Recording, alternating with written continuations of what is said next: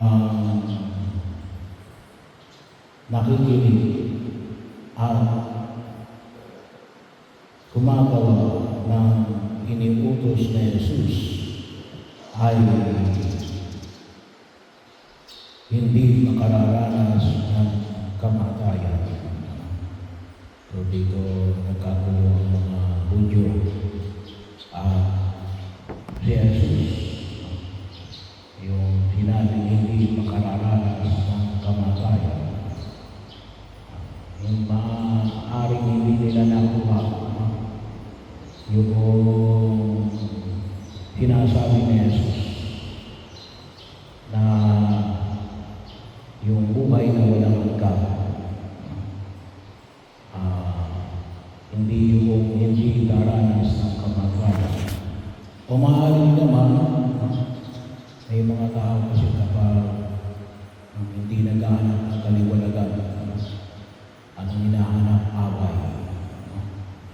So kaya anything na pwede nilang gawin at ayusin, pwede nilang gamitin para maging punto na pag-aaway. Well, hindi natin alam kung ano talaga yung katayuman ng dalawang ito na nangyari. Pero isa lang ang ibig sabihin, yun din yung punto na ipinahayag na Jesus. Ano yung sinasabi niya? Kung sinasabi ng mga Hudyo at sinasabi ni Jesus natin na kilala natin ang Diyos, kung nakakausap natin ang Diyos, ay dapat kung pareho natin nakakausap ng Diyos, hindi pwede hindi niya sasabihin sa atin yung mga bagay na maaaring makatulong sa atin, katulad ng halimbawa ng alin na pwede kasungitan ng mga Hudyo sa kanilang panalangin. Totoo bang ito ang Mesiyas o hindi? Kaya napakahalaga ng elemento ng panalangin. Bahagi yung makikita natin. Kasi doon natin makikita kasi pareho sinasabi na makadiyos. Bakit magkasunod at hindi magkaunawaan kung pareho kayong nagpapahayag na kayo ay nakikilala ninyo ang Diyos. Bahagi yun ng pagkilos. Bagamat kung minsan ay tayo lahat, sabi natin tayo ay mga Kristiyano, pero maraming ibang sekta at iba ng pagkaunawa. Yan lang, sana makita natin ang amin ba dito yung pagkaisahan natin. Kasi kung tayo galing sa isang Diyos, dapat nakikita natin yung pagkilos na ipinahayag ng Panginoon sa sitwasyon na kinagbibilangan natin. Kaya ano sabi ni Jesus? Kapag sinabi mo hindi mo nakikilala ang Diyos, ano yung sinungaling ako? At yun yung hamon para sa mga nakikinig sa Kanya. Kung nakikilala niyo ang Diyos,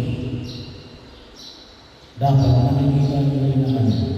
Si Jesus ay galing sa Diyos. At untos na din yung kaganapan ng pangako ng Diyos na siya ang magdudulot ng kaganapan ng pagbiligtas ng isang katauhan. Bahagi yun na nakita natin sa ipinahayag sa atin ng buong may kapal. Kaya kung minsan doon natin higit na medyo may kahirapan. Kaya sabi natin na tayo ay lahat ay makadiyos. Pero hindi natin nakikilala ang tunay ng pagkilos ng bawat isa at yung pagtugon natin ng buong may kapal. So isa rin dito na makita natin dapat lumalawak ang ating kaisipan. No? Lumalawak ang ating kaisipan. At nakikita yung alin, yung paggalaw ng Diyos. Kasi kung bahagi yun, hindi kasi nakita yung mga Hudyo namin na ito yung bahagi. At kung hindi lang basta bahagi, ito yung alin, ito yung pinakabukod ng pagkilos ng Diyos.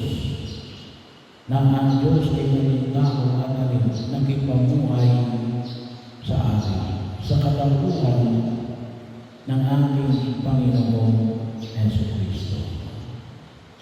Ay, yun nga mismo sa Jesus, hindi nila nakikilala.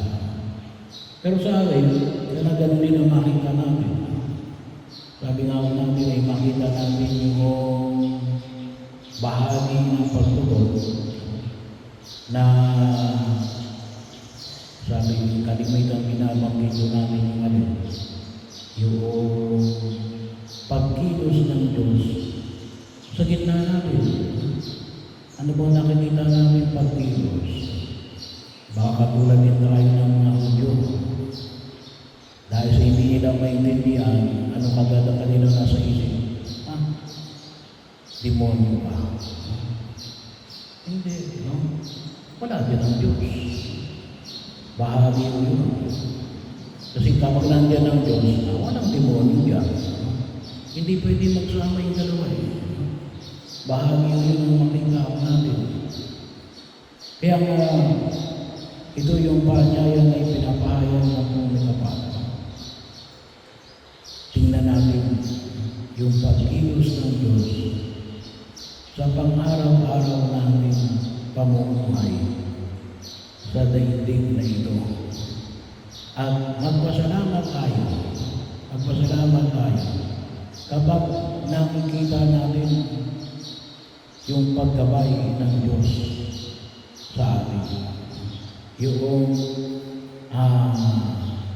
bahagi na alin,